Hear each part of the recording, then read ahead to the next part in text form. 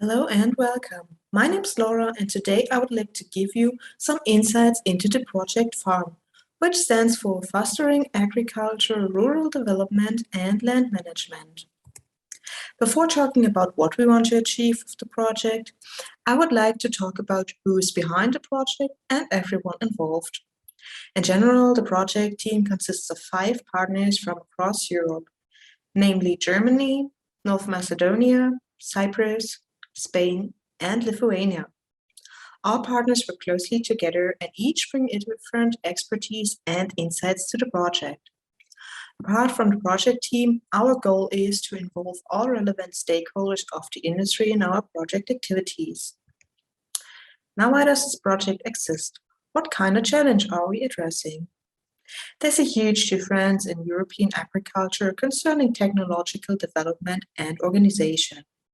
Especially decision support systems and their usage are not widely known throughout Europe. However, they can provide a huge advantage. Therefore, a well-developed sphere of formation and transfer of knowledge is required, which is what the project aims at. And what makes the approach of FARM special? We focus on 4 outcomes that are unique in their own way. First of all, we created an overview over existing DSS tools in Europe, which is shown on an interactive map and dashboard, which you can see on the right-hand side. We also develop an online catalog, which will feature the DSS tools in more detail.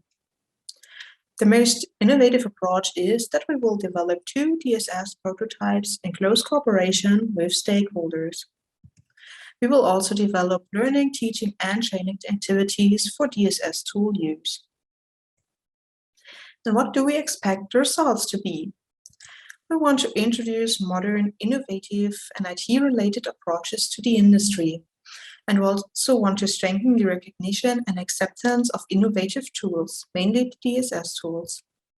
We also want to increase knowledge of those IT-related approaches, as well as strengthen the learning about the generation of usable information from data.